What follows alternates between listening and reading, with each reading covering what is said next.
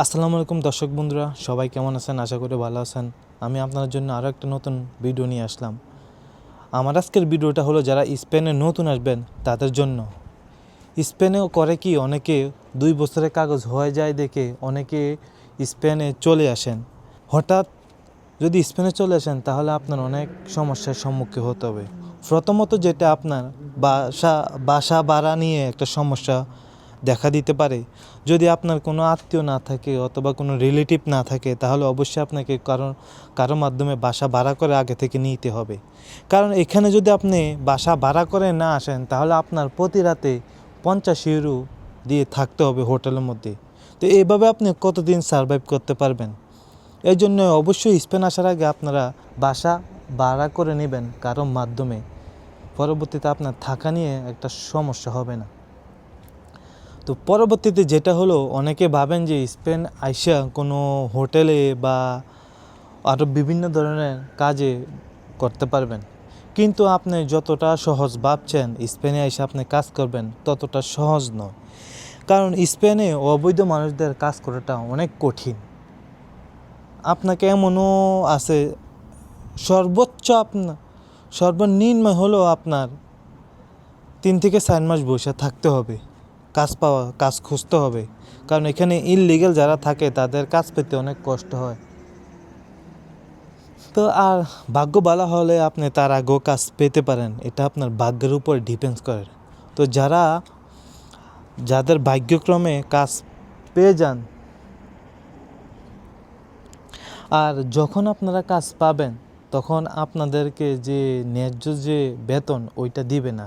আর হ্যাঁ, আপনি যদি কাজ পেতে হয় আপনাকে অবশ্যই কোনো বাঙালির আন্ডারেই কাজ করতে হবে। কারণ এখানে আপনি কাগজ ছাড়া কোনো স্প্যানিশ বা কোনো বিদেশির আন্ডারে কাজ করবেন এটা ভাবাই যায় না। কারণ যখন আপনি কোনো বাঙালির আন্ডারে কাজ করবেন তখন আপনাকে দিয়ে ওরা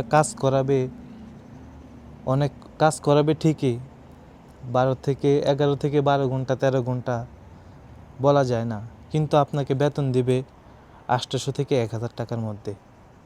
কারণ আপনার কাগজ না থাকলে আপনার ন্যায্য যে বেতনটা এটাও আপনারা পাবেন না। আর হ্যাঁ, যেহেতু আপনি 3 থেকে 4 মাস কোনো কাজ পাবেন না অথবা এর আগেও পেতে পারেন, আরও বেশি সময় লাগতে পারে, এটা পুরোটা আপনার ভাগ্যের উপর ডিপেন্ডস করে। তো আপনার যদি এখানে কাজ না পান তাহলে অবশ্যই আপনাকে সারভাইভ করতে হবে। তো এখানে স্পেনে যদি আপনি থাকেন আপনার প্রতি মাসে বাসা ভাড়া খাওয়া খরচ হবে 350 থেকে 400 ইউরোর মতন। তো আপনার যদি আর্থিক অবস্থা ভালো হয় হয়তো আপনি এটা চালিয়ে যেতে পারবেন, সারভাইভ করে যেতে পারবেন এত টাকা দিয়ে। কিন্তু যদি আপনি মধ্যবিত্ত হয়ে থাকেন, আপনার বাবার তেমন টাকা নাই, তাহলে চিন্তা করুন আপনি কিভাবে সারভাইভ করবেন। এই বিষয়টা অবশ্যই জানা দরকার। অনেকে হয়তো ভাবতেছেন আপনার আত্মীয় আছে, তখন দূর সম্পর্কে কোনো আত্মীয়র কাছে আপনি উঠেছেন নতুন এসে, তখন সর্বোচ্চ আপনাকে হয়তো 1 মাস বসিয়ে খাওয়াবে, তারপর আপনাকে কেউ রাখবে না, যেটা বাস্তব সেটাই। তা অবশ্যই চিন্তা করে আসবেন যে আপনি যাতে 3-4 মাস সারভাইভ করে থাকতে পারেন এখানে। মানে মাথা থেকে এটা পালাই দেন যে আপনি কাজ পাবেন না, আপনাকে 3 থেকে 4 মাস বৈশা খাইতে হবে, ওই পরিমাণ প্রস্তুতি নিয়ে আপনি স্পেন আসেন।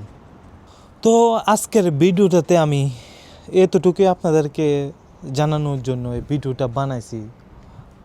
আমি আশা করি আমার এই ভিডিওটা যারা নতুন স্পেনে আসবেন তাদের জন্য একটু হলেও কাজে আসবে, যাতে আপনারা জেনে শুনে বুঝে আসতে পারেন কিভাবে সারভাইভ করবেন, কিভাবে কি করবেন, এই সব কিছু। তো আমার আজকের ভিডিওটা এই পর্যন্তই। আমার ভিডিওগুলো ভালো লাগলে আপনারা কমেন্ট করবেন, শেয়ার করবেন, লাইক করবেন। আর হ্যাঁ, আপনাদের জন্য কোনো প্রশ্ন থাকে স্পেন সম্পর্কে আমার এই ভিডিওর কমেন্টে জানাবেন, আমি আমার সাধ্য মতন আপনাদেরকে জানানোর চেষ্টা করব। তো সামনে দেখা হচ্ছে অন্য কোনো ভিডিও বা ব্লগ নিয়ে। সবাই ভালো থাকবেন। আল্লাহ হাফেজ।